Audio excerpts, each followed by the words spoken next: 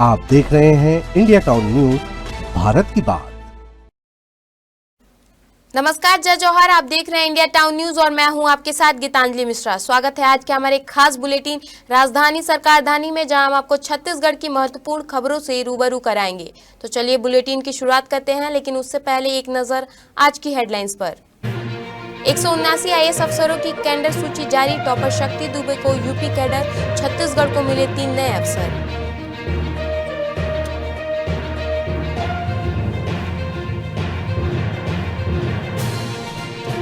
नक्सली और बंदियों ने दी साक्षरता परीक्षा। गरियाबंद में शिक्षा जागरूकता बढ़ी। साक्षरता अभियान में 6000 ने परीक्षा दी।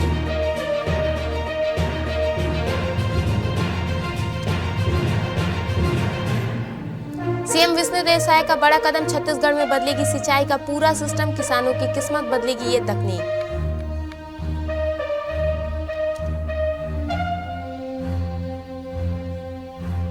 सीमावर्ती क्षेत्रों में धान तस्करी नाकाम। पुलिस ने तस्करों की कमर तोड़ी। सीमा पर धान डंपिंग प्लान फेल।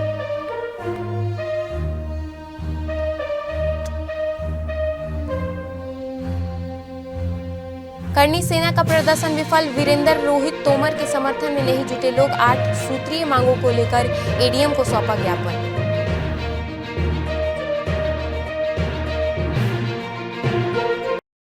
तो चलिए बुलेटिन की शुरुआत करते हैं राजधानी की खबरों से। संघ लोक सेवा आयोग 2024 के तहत चयनित भारतीय प्रशासनिक सेवा के अफसरों ने मसूरी स्थित लाल बहादुर शास्त्री नेशनल एकेडमी और एडमिनिस्ट्रेशन में अपनी ट्रेनिंग पूरी कर ली है। इसके बाद चयनित 179 भारतीय प्रशासनिक सेवा के अफसरों को अलग अलग कैडर अलॉट कर दिया गया है।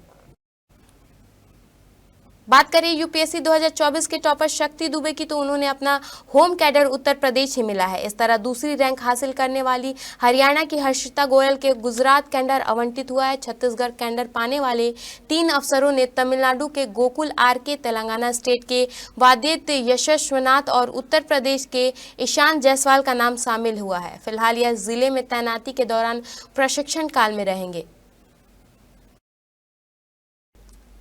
राष्ट्रव्यापी उल्लास कार्यक्रम के तहत जिले में आयोजित साक्षरता अभियान में 22 आत्मसमर्पित नक्सलियों ने किसानपारा स्कूल में 150 अंकों की परीक्षा दी। शासन के पुनर्वास नीति के लाभ उठाते हुए इन युवाओं ने साक्षर बनने की दिशा में महत्वपूर्ण कदम उठाया। इस अभियान के तहत गरियाबंद जिले में 23 बंदियों ने साक्षरता परीक्षा में भाग लिया। जिले भर में कुल 6000 लोगों ने परीक्षा देकर शिक्षा नीति को जागरूक संदेश फैलाया। शिक्षा विभाग के इस पहल को सकारात्मक रूप में देखते हुए कहा कि ये कार्यक्रम समाज के विभिन्न तबकों में साक्षरता और ज्ञान के महत्व को बढ़ावा देने में सहायक होगा। जी, खुशी की बात है। सिविल लाइन क्षेत्र के एक स्कूल में 22 आत्मसमर्पित नक्सलियों ने भी इस परीक्षा में भाग लिया है और उन्होंने पहले 9 साक्षर भारत अभियान के तहत पढ़ाई पूरी की थी और आज परीक्षा महापरीक्षा में उन्होंने भाग लिया है और अब ये साक्षर होकर के मुख्य धारा में शामिल होने का पूरी तरह प्रयास कर रहे हैं। आज जिला गरियाबंद में उल्लास नव भारत साक्षरता कार्यक्रम के तहत एग्जाम आयोजन किया गया था, जिसमें जिला प्रशासन की टीम लगी हुई थी और उनके द्वारा पूरे भारतवर्ष में बताया गया था कि आज ये उल्लास कार्यक्रम चल रहा है, जिसके तहत हमारे यहाँ 22 माओवादी जो आत्मसमर्पण कर चुके हैं और समाज की मुख्य धारा में जुड़ने का प्रयास कर रहे हैं, वो भी इस परीक्षा में शामिल हुए। अभी तक वो निरक्षर थे, आज उन्होंने साक्षरता का एग्जाम दिया है। निकट भविष्य में जब इसका रिजल्ट आएगा तो वो भी अब साक्षर कहलाएंगे। इस तरह समाज की मुख्य धारा में प्रवेश करने का ये उनका प्रथम चरण है।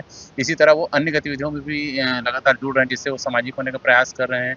चाहे वो लाइवलीहुड मिशन के तहत वहाँ भी प्रशिक्षण प्राप्त कर रहे हैं और अन्य जो भी सामाजिक गतिविधियां हैं या शिक्षा प्राप्त करने की गतिविधियां हैं, इसमें वो लगातार जुड़ रहे हैं, जिससे लग रहा है कि उनका निकट भविष्य जो आने वाला है बहुत उज्जवल रहेगा। मुख्यमंत्री विष्णुदेव साय को मध्य प्रदेश शासन के जल संसाधन विभाग के अपर मुख्य सचिव राजेश राजौरा ने भोपाल में सिंचाई की नवीनतम तकनीकी PIN के संबंध में विस्तृत प्रेजेंटेशन दिया। उन्होंने बताया कि पारंपरिक सिंचाई पद्धति की तुलना में यह प्रणाली कई अधिक कुशल, आधुनिक और जल संरक्षण के अनुरूप है।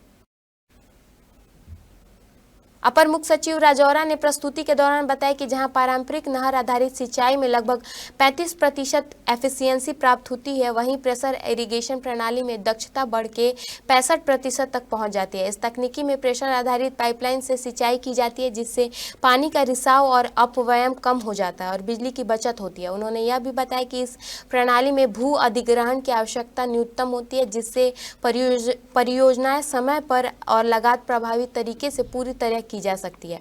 उप मुख्यमंत्री विष्णुदेव साय ने प्रेजेंटेशन की सराहना करते हुए कहा कि सिंचाई की यह उन्नत तकनीकी जल प्रबंधन की वर्तमान और भविष्य की आवश्यकताओं के अनुरूप है। उन्होंने कहा कि हम इस तकनीकी को छत्तीसगढ़ में भी अधिकतम उपयोग सुनिश्चित करेंगे ताकि राज्य के किसानों को कम पानी में अधिक सिंचाई सुविधा और बेहतर उत्पाद मिल सके। मुख्यमंत्री विष्णुदेव साय ने कहा कि विभागीय अधिकारियों को इस तकनीकी के अध्ययन, परीक्षण और चरणबद्ध क्रियान्वयन के लिए दिशा निर्देश दिए हैं।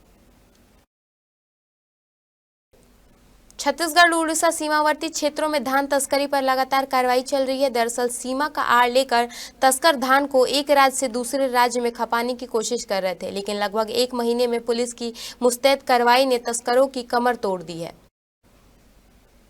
मगररोड़ा जांच नाका से महज 500 मीटर दूर पर स्थित ओडिशा चंदाहांडी थाने क्षेत्र के जमलीपारा में ट्रक से धान लगातार डंप किया गया, जिसे पिकअप के जरिए देवभोग इलाके में लाने की तैयारी कर रही थी। देवभोग पुलिस ने पुख्ता सूचना पर मौके पर पहुंची तो ट्रक डंप कर भाग चुका था। थाना प्रभारी ने बताया कि किसी भी स्थानीय ने इस धान को अपना नहीं बताया, जिसके बाद चंदाहांडी पुलिस और वहां के फूड इंस्पेक्टर को सूचना कर पुलिस ने 25 तो राजस्व अमला ने 6 वाहन जब्त किए। पुलिस ने इस संयुक्त कार्रवाई के बाद तस्करों की सीमा पार डंपिंग यार्ड बनाने की रणनीति भी ध्वस्त कर दी है। थाने प्रभारी फैजुल शाह ने कहा कि पुलिस कप्तान के दिशा निर्देश में सीमावर्ती पुलिस थानों में समन्वय बनाकर आगे भी इस तरह की कार्रवाई जारी रहेगी। राजधानी में राजपूत करणी सेना ने हिस्ट्री शीटर वीरेंद्र और रोहित सिंह तोमर के समर्थन में विरोध प्रदर्शन किया, लेकिन यह महापंचायत अपेक्षित बड़े जनसैलाब के बजाय सीमित संख्या में लोगों के साथ संपन्न हुई। करणी सेना ने रायपुर के साइंस कॉलेज मैदान में महापंचायत करने की अनुमति नहीं मिलने के बाद हिस्ट्री शीटरों के घर के बाहर पंडाल लगाकर प्रदर्शन किया। बता दें कि इस आयोजन के लिए राष्ट्रीय अध्यक्ष डॉक्टर राज शेखावत ने पिछले महीने प्रदेश भर के जिलों में जाकर समर्थन जुटाने का प्रयास किया था और लाखों लोगों के जुटने का दावा किया था, लेकिन प्रदर्शन में अपेक्षित जनसैलाब के बजाय केवल 100 से 150 लोग ही शामिल हुए, जिससे आयोजन असफल नजर आया। कार्यक्रम के दौरान मंच से करणी सेना के पदाधिकारी और समर्थकों ने कई विवादित और आपत्तिजनक टिप्पणी भी की। दरअसल आम जनता ने इस आयोजन को लेकर नाराजगी जताई है और आरोप लगाया कि करणी सेना ऐसे हिस्ट्री शीटरों के समर्थन में प्रदर्शन कर रही है जिनके खिलाफ रायपुर के विभिन्न थानों में ब्लैकमेलिंग, सूदखोरी, मारपीट और धोखाधड़ी जैसी गंभीर धाराओं में दर्जन भर मामले दर्ज है। यही कारण है कि जनता ने इस महापंचायत से दूरी बनाई रखी।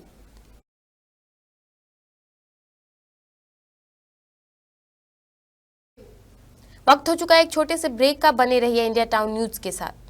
कभी कभी चेहरे का छुपा दर्द दुनिया नहीं देख पाती है। दाग, मुहासे, झाइयां सब आपके आत्मविश्वास को कम कर देता है, पर अब नहीं, क्योंकि Rukhsana glow and fair face pack जो दे आपकी स्किन को वो प्यार जो सिर्फ प्रकृति दे सकती है। हर लेयर को साफ करे, हर दाग को करे हल्का और आपकी मुस्कान फिर से लौटाए, because you deserve to glow naturally. Rukhsana herbal beauty product Amazon, Meesho और फ्लिपकार्ट में भी उपलब्ध। अमीन मोटर्स उड़ान ई रिक्शा छत्तीसगढ़ का नंबर 1 ई रिक्शा शोरूम, जहां आपको सभी प्रकार के ई रिक्शा के वैरायटीज उपलब्ध मिलेंगे। हमारा ई रिक्शा काफी मजबूत है और ये सालों साल चलता है, तो आज ही घर ले आइए आरटीओ इंश्योरेंस के साथ। हमारा पता है आमीन मोटर्स, प्यारेलाल चौक, जीई रोड, न्यायालय के पास, राजनांदगांव। 9827174038 7724047008। ब्रेक के बाद आपका स्वागत है। चलिए बढ़ते हैं अगली खबरों की ओर। छत्तीसगढ़ सरकार की अगली कैबिनेट बैठक 10 दिसंबर को मंत्रालय महानदी भवन में सुबह 11 बजे से आयोजित की जाएगी। मुख्यमंत्री विष्णुदेव साय की अध्यक्षता में होने वाली यह बैठक नीतिगत और प्रशासनिक फैसलों के लिहाज से बेहद महत्वपूर्ण मानी जा रही है। विभिन्न विभाग अपने अपने प्रस्ताव को लेकर बैठक में शामिल होंगे, जिन पर विस्तार से चर्चा होने की संभावना है। राजनीतिक हलकों में यह बैठक इसलिए भी खास मानी जा रही है क्योंकि इससे पहले 3 दिसंबर को हुई कैबिनेट बैठक में सरकार ने जनहित से जुड़ी कई बड़े निर्णय लिए थे, जिन्हें आगे अमल में लाने की प्रक्रिया भी इस बैठक में विचार हो सकती है। 3 दिसंबर को मंत्रालय महानदी भवन में मुख्यमंत्री विष्णुदेव साय की अध्यक्षता में हुई पिछली कैबिनेट बैठक में राज्य के घरेलू उपभोक्ताओं को बिजली बिल में बड़ी राहत देने पर महत्वपूर्ण निर्णय लिया गया। बैठक में मुख्यमंत्री ऊर्जा राहत जन अभियान को मंजूरी दी गई, जिसके तहत 1 दिसंबर 2025 राज्य में घरेलू उपभोक्ताओं को 100 यूनिट से बढ़ाकर अब 200 यूनिट प्रति माह तक बिजली बिल में 50% छूट देने का फैसला किया गया है। यह राहत 400 यूनिट तक बिजली खपत करने वाले उपभोक्ताओं को भी उपलब्ध होगी।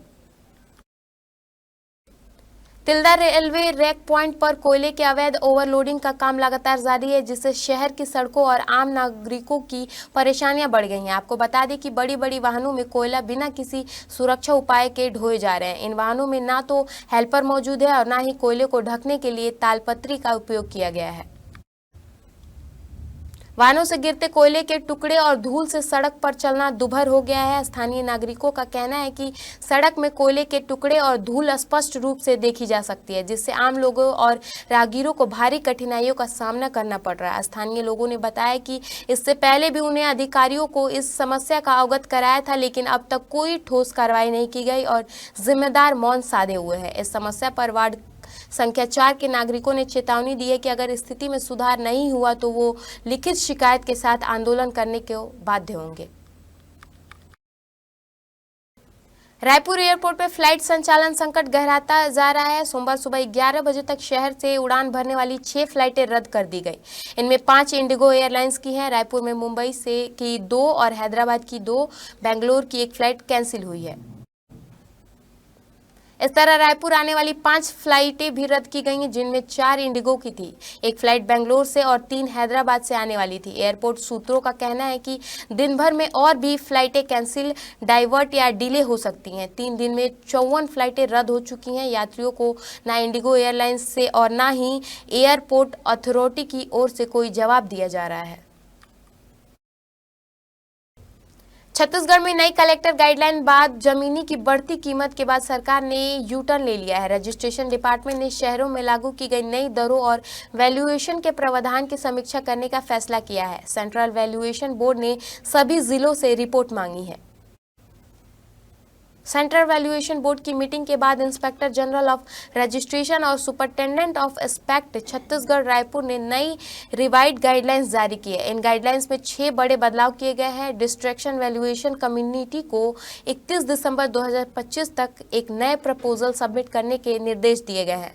इसके पहले रायपुर सांसद बृजमोहन अग्रवाल ने कहा कि नई गाइडलाइन से भूमि अधिग्रहण में ज्यादा मुआवजा मिलने की बात भ्रामक है। इससे केवल 1% किसानों को फायदा होगा, जबकि 99% जनता पर आर्थिक बोझ पड़ेगी। सड़क परिवहन और राजमार्ग मंत्रालय द्वारा विकसित किया जा रहा है रायपुर विशाखापट्टनम आर्थिक गलियारा छत्तीसगढ़ के जंगलों, उड़ीसा के खनिज समृद्ध क्षेत्रों और आंध्र प्रदेश की पहाड़ियों तक फैला हुआ है। भारतमाला परियोजना का यह गलियारा 16,482 करोड़ रुपए से बनाया जा रहा है और इसका दिसंबर 2026 तक पूरा होने की उम्मीद है। इससे मौजूदा NH 26 की 597 किलोमीटर की दूरी घटाकर 465 किलोमीटर हो जाएगी, जिससे दूरी में 132 किलोमीटर और यात्रा समय में लगभग 7 घंटे की बचत होगी। इससे ईंधन की बड़ी बचत होगी। जनता और माल ढुलाई ऑपरेटर के लिए भी परिवहन लागत कम हो जाएगी। बताया गया है कि जो काम पहले 12 घंटे में पूरा होता था, अब वह केवल 5 घंटे में पूरा हो जाएगा और प्रधानमंत्री गति शक्ति विजन के तहत लॉजिस्टिक और निर्बाध कनेक्टिविटी के द्वारा खुलेगा। छत्तीसगढ़ और उड़ीसा के उद्योग को भी बहुत बड़ा बढ़ावा मिलेगा, क्योंकि वे सीधे विशाखापट्टनम बंदरगाह और चेन्नई कोलकाता राष्ट्रीय राजमार्ग से जुड़ जाएगी। यह गलियारा पर्यटन को भी बढ़ावा देगा और रोजगार सृजन के साथ रियल एस्टेट विकास के माध्यम से आर्थिक विकास को गति देगा।